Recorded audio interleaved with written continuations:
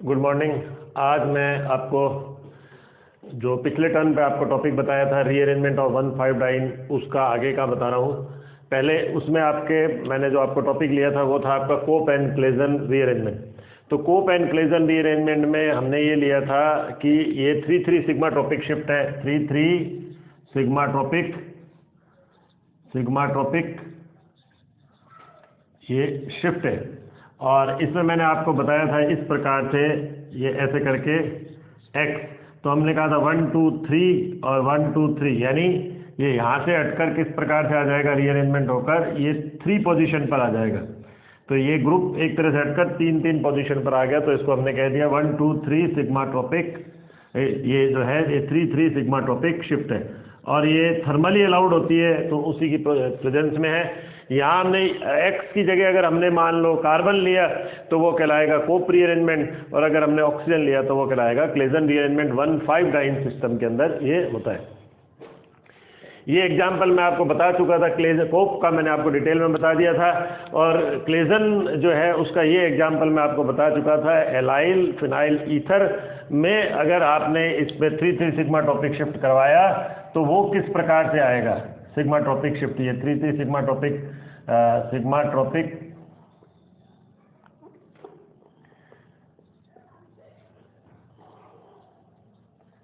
ये मैंने आपको उसमें कोप एंड क्लेजन में ये क्लेजन रीअरेंजमेंट का मैंने एग्जांपल लिया, तो सब्स्टिट्यूटेड फिनॉल बना था। अब ये जो सब्स्टिट्यूटेड फिनॉल बना है, यहाँ हमें ये कैसे पता लगेगा कि 3-3 सिग्मा टॉपिक शिफ्ट ही है। हो सकता है कि ये जो बॉन्ड है वो यहाँ से टूटकर और ये यहाँ पर लग गया हो, क्योंकि हो तो यही रहा है CH2CH और CH2CH और CH2। तो ये एक तरह से अगर देखा जाए तो ये भी तो हो सकता है कि ये 1 पोजीशन से और 1 से ये इधर की तरफ आ गया हो, यानी कि ये ऑक्सीजन पर है, ऑक्सीजन से जैसे हम कहते हैं 1-3 सिग्मा टॉपिक शिफ्ट होता है, तो ग्रुप जो होता है वो 1 पोजीशन से 3rd पर आ जाता है। तो इसमें भी तो एक तरह से अगर देखा जाए, अगर मैं इसको 1 2 3 मानता हूँ तो ये हो सकता है 1-3 सिग्मा टॉपिक शिफ्ट हो। तो हम ये कैसे कह सकते हैं 3-3 सिग्मा टॉपिक शिफ्ट है। तो इसके लिए हम क्या करते हैं, इस वाले कार्बन को हम क्या कर लेते हैं, आइसोटोपिक लेबल्ड कर लेते हैं। यानी C12 की जगह स्टार जो मैंने लिखा है, स्टार कार्बन का मतलब हो गया हमने C14 कार्बन ले लिया, यानी आइसोटोपिक लेबल्ड कार्बन ले लिया। तो जब हम आइसोटोपिक लेबल्ड कार्बन लेते हैं, अगर आपके 1-3 सिग्मा टॉपिक शिफ्ट होता तो ऐसी स्थिति में ये यहाँ पर होता है, यहाँ पर ये स्टार आता है, क्योंकि ये यहाँ से टूटता है, ये यहाँ जुड़ जाता है और इधर की तरफ रीअरेंजमेंट होकर ये इस तरह से आता है। लेकिन क्योंकि ये 3-3 सिग्मा टॉपिक शिफ्ट है, तो हमको प्रोडक्ट में जो आइसोटोपिक लेबल्ड कार्बन मिलता है वो कहाँ पर मिलता है, इधर की तरफ। यानी ये ग्रुप इधर आया होगा, फिर बाद में जो इसका जो यहाँ पर बनी होगी, पहले 3-3 सिग्मा टॉपिक शिफ्ट हुआ, उसके बाद जो आपकी बनती है वो कीटो फॉर्म बनती है, कीटो जो है इनॉल में परिवर्तित होती है, यानी कि फिनॉल आपका बनता है। तो ये 3-3 सिग्मा टॉपिक शिफ्ट इस प्रकार से हम इसमें दर्शा सकते हैं आइसोटोपिक लेबल कार्बन लेकर।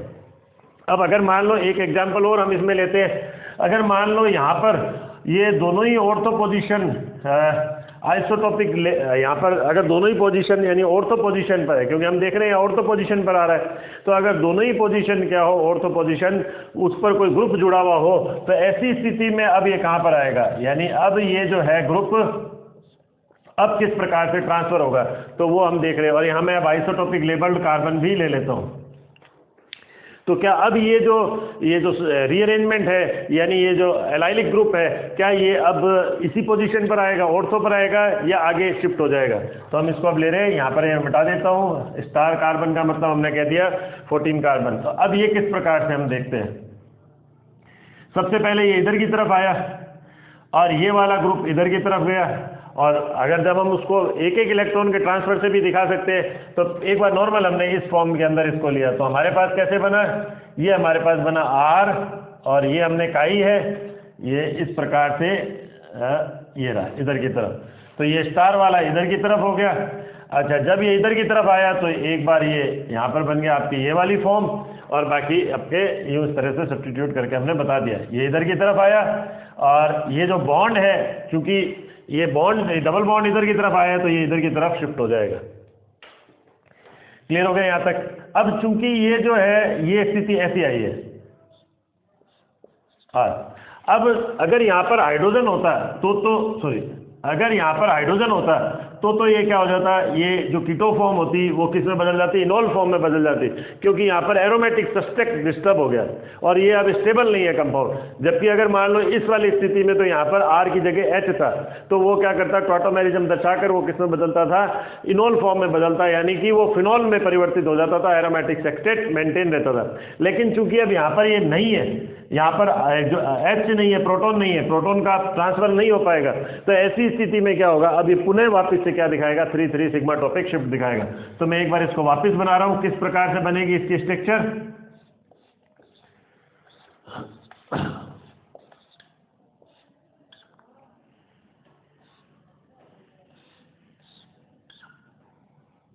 ये स्टार बना दिया, ये रहा। अब मैं वापस से एक बार ये जो 3,3 सिग्मा टॉपिक शिफ्ट है उसको बता रहे हैं, इसको मैंने कहा 1 2 3, इसको भी मैंने कहा 1 2 3, यानी अब ये कहाँ पर आ जाएगा, इधर की तरफ आ जाएगा। तो कैसे होगा अब ये इस प्रकार से, और आइसोटॉपिक लेवल ये रहा,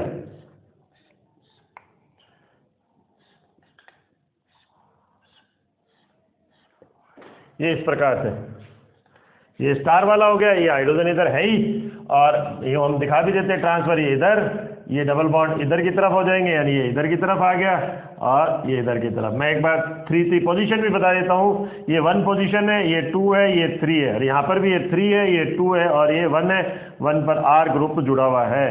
अब ये यहाँ पर टॉटोमेरिज्म नहीं दर्शा पाता, टॉटोमेरिज्म यानी चला होता नहीं दर्शा पाएगा, ये वाला नहीं दिखा पाएगा, लेकिन जो पहला पोजीशन वाला है वो दर्शा देगा। वो किस प्रकार से दिखाएगा, ये इधर की तरफ शिफ्ट होगा, ये डबल बॉन्ड इधर शिफ्ट होंगे, ये इलेक्ट्रॉन इधर शिफ्ट होंगे, इलेक्ट्रॉन इधर शिफ्ट होंगे तो प्रोटॉन कहाँ चला जाएगा, ये इधर की तरफ चला जाएगा। तो आपके कैसे बन गया, अब की बार ये प्रोडक्ट बन गया, यानी OH फिनॉल हो गया, यहाँ पर डबल बॉन्ड इधर, ये इधर, R इधर की तरफ, ये इधर की तरफ, और यहाँ डबल बॉन्ड आ गया और ये इस प्रकार से स्टार की बार यहाँ आ गया, यानी वही सब्स्टिट्यूटेड फिनॉल बना है। ये देखिए आप, स्टार पहले यहाँ था, अब वो कहाँ पर शिफ्ट होकर आ गया, अब वो यहाँ पर आ गया। तो इस तरह से हमने क्लेजन रीअरेंजमेंट पढ़ा और कोप रीअरेंजमेंट पढ़ा। अब हम नेक्स्ट टॉपिक जो हम पढ़ेंगे, रीअरेंजमेंट ऑफ 1,4-डाइन, जिसको हम जिमरमान रीअरेंजमेंट भी कहेंगे या डाई पाई मीथेन रीअरेंजमेंट नाम से भी ये आ सकता है। तो हम देख रहे हैं कि ये जो हमने लिया डाई पाई मीथेन, यानी डाई हो गया, डाई पाई ये हो गया, और मीथेन यहाँ ग्रुप, उसके हिसाब से कहा है इसको डाई पाई। या अगर हम 1 2 3 4 5 लिखते हैं तो 1 2 3 4 5, तो 1,4 जो डाइन है उसके अंदर हम रीअरेंजमेंट देख रहे हैं, और अब वो किस तरीके से रीअरेंजमेंट होगा वो हमें देखना है। तो ये जो 1,4 रीअरेंजमेंट होता है, ये 1,4 रीअरेंजमेंट वो प्रकाश की उपस्थिति में होगा, प्रकाश यानी लाइट की प्रेजेंस में किस प्रकार से होगा वो हम देख रहे हैं। तो अब ये कैसे होगा, ये यहाँ पर हमने क्या करा कि जैसे ये एक नॉर्मल हम कहते हैं कि ये इस तरह से एक्साइटेड, जैसे आपने लाइट से करा इसको, तो अब चूंकि ये इधर, ये यहाँ से यहाँ पर ये कंबाइंड हो गया, 2 और 4 पोजीशन कंबाइंड हो गई, ये इधर की तरफ, ये 3rd पोजीशन पर है, ये 2 और 4 मैंने दिखा दिया, एक एक इलेक्ट्रॉन अब इस पर रह गया। अब नेक्स्ट जो होगा वो हो रही है ब्रेकिंग, बॉन्ड ब्रेकिंग हम बोल देंगे, bond breaking between C2 and C3। तो ये 1 2 3 4 5 है, तो इसके बीच का ये बॉन्ड ब्रेकिंग हो गई। और अब क्या होगा, एक इलेक्ट्रॉन जो है वो यहाँ से जाएगा, एक इलेक्ट्रॉन किस प्रकार से, ये एक इलेक्ट्रॉन यहाँ से गया, एक इलेक्ट्रॉन का इधर की तरफ ट्रांसफर हुआ, तो एक इलेक्ट्रॉन इस पर ही रह गया 3rd कार्बन पर, और ये 3rd कार्बन वाला किसके साथ कंबाइंड हो जाएगा, 5th के साथ। यानी हम एक बार यूं बता देते हैं इसको, ये इधर की तरफ हो गया, यानी 1 2 हो गया, और ये यहाँ पर आ गया 4th हो गई पोजीशन, ये 5th पर हो गया, और 5th किसके साथ कंबाइंड हो गया, ये 3rd के साथ कंबाइंड हो गया, और 3rd वाला किसके साथ कंबाइंड था, 4th के साथ, 3rd वाला 4th के साथ, 3rd पर क्या हो गए, 2 ये ग्रुप इस तरीके से जुड़े हुए। तो यानी अल्टीमेटली ये वाला प्रोडक्ट बना है, जैसे हम इसको यूं नहीं बताकर, ये सेम ही है स्ट्रक्चर, ये इस तरह से। तो अगर हम यूं दिखाए तो 1 2 ये रहा, और इस पर जुड़ा हुआ है 4 के बाद ये हो गया 5th, और ये हो गया 3rd नंबर। तो ये हमारे कंपाउंड प्रोडक्ट बन गया। इसी तरह से अगर मान लो मैं ये लेता हूँ तो इसमें भी इसी प्रकार से होगा। तो हमें ये देखना है कि अगर मैं इसकी नंबरिंग करता हूँ 1 2 3 4 5, तो हमें कहाँ पर जोड़ना है इसको, ये तो इफेक्टेड नहीं होगा क्योंकि ये तो एरोमेटिक सब्सट्रेट डिस्टर्ब नहीं होगा, फिर तो कौन सा डिस्टर्ब होगा, यानी ये वाला। तो बिल्कुल सेम इसी तरीके से हमको 2 पोजीशन को किससे जोड़ना है, 4 पोजीशन से जोड़ना है। यानी मैंने इसको कैसे लिया, डायरेक्ट मैं इसको लेता हूँ, 2 को हमने किससे जोड़ा,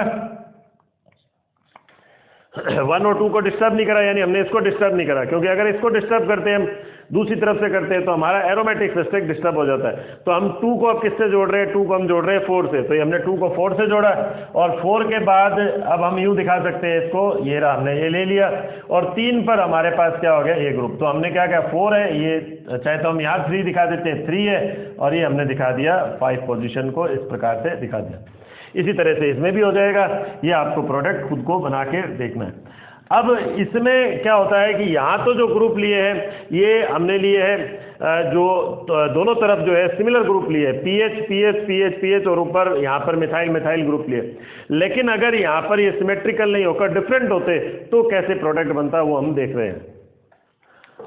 अब हमने लिया यहाँ पर ये, अगर हमने जो दोनों यहाँ पर डबल बॉन्ड है उस पर डिफरेंट ग्रुप जुड़े हुए हैं, इधर मिथाइल मिथाइल जुड़ा हुआ है, इधर फिनाइल फिनाइल ग्रुप जुड़ा हुआ है, यानी कि जो पहले वाली स्थिति थी वो तो नॉर्मल थी जिसमें कि हम कह रहे हैं सब तरफ ग्रुप समान जुड़े हुए थे। लेकिन अगर ये सिमेट्रिकल नहीं होकर ये एक तरह से असिमेट्रिकल ग्रुप हो गए, यानी कि यहाँ मिथाइल मिथाइल हो गया और यहाँ पीएच पीएच हो गया, तो ऐसी स्थिति में किस प्रकार से क्लीवेज होगा या किस प्रकार से रीअरेंजमेंट होगा। तो सबसे पहले तो हम कहते हैं कि 2 और 4 के बीच में बॉन्डिंग हो गई है, 2 और 4 के बीच में हमने यहाँ पर बॉन्डिंग दिखा दी, और ये 3rd पोजीशन है। अब दूसरा हमने कहा है कि अब ये क्या हो रहा है, यानी ये जो है ये यहाँ एक एक इलेक्ट्रॉन इधर रह गया। अब एक एक इलेक्ट्रॉन इधर रहने के बाद ये हमें पता है बॉन्ड टूटेगा, यहाँ से बॉन्ड टूटकर यहाँ पर डबल बॉन्ड आएगा। एक स्थिति तो ये हो सकती है। अब ये वाली स्थिति यहाँ पर, एक स्थिति यहाँ पर ये हो गई, और दूसरा यहाँ पर कह रहे हैं कि हम ये वाला बॉन्ड टूटकर, यानी कि ये इलेक्ट्रॉन, मैं दोनों स्थितियाँ एक बार बता देता हूँ। इस वाली स्थिति में क्या हो रहा है, इस वाली स्थिति में आपके इलेक्ट्रॉन ये यहाँ से टूट रहा है बॉन्ड, तो ये 3rd पोजीशन है, ये रही 3rd पोजीशन। तो एक इलेक्ट्रॉन तो ये रहा, एक इलेक्ट्रॉन ये रहा, और एक इलेक्ट्रॉन इसके साथ डबल बॉन्ड बना रहा है, यानी ये करके, और ये यहाँ से डबल बॉन्ड बना रहा है, ये रहा। और दूसरी स्थिति में हम क्या कह रहे हैं कि ये जो बॉन्ड ये है वो यहाँ से टूटा है, यानी ये वाला, और फिर एक इलेक्ट्रॉन इधर से आया, एक इलेक्ट्रॉन इधर से आया, डबल बॉन्ड बन गया, और फिर ये जो इस पे इलेक्ट्रॉन है वो इसके साथ कंबाइंड हो जाएगा, यानी ये इस तरह से आ गया। अब हम यहाँ कह रहे हैं कि ये वाली स्थिति, इन दोनों में से अगर हम देखें तो ये स्थिति नहीं बनेगी। क्यों नहीं बनेगी? क्योंकि ये ज़्यादा फ्री रेडिकल जो है स्टेबल है। यहाँ पर कौन सा हो गया, यहाँ पर एक कार्बन पर 2 फिनाइल ग्रुप और एक कार्बन, यानी कि हम मिथाइल ग्रुप या मैथिलीन ग्रुप उपस्थित है, लेकिन यहाँ पर क्या हो गया, 3 कार्बन उपस्थित है इसमें, ये ज़्यादा स्टेबल है। तो इसलिए अब जो प्रोडक्ट बनेगा वो यहाँ से कंबाइंड होगा, यानी लास्ट जो हम प्रोडक्ट बनाएंगे वो इस तरह से बनाएंगे।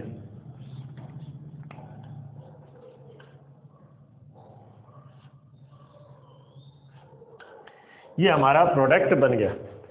वही बॉन्डिंग तो वही है, 1 2 और यहाँ पर आपके हो गया 4, ये 3 और ये हो गया आपके 5, यानी 3 और 5 के बीच में 3 पर ये ग्रुप जुड़े हुए हैं, 4 ये आपके इस तरह से आ गया।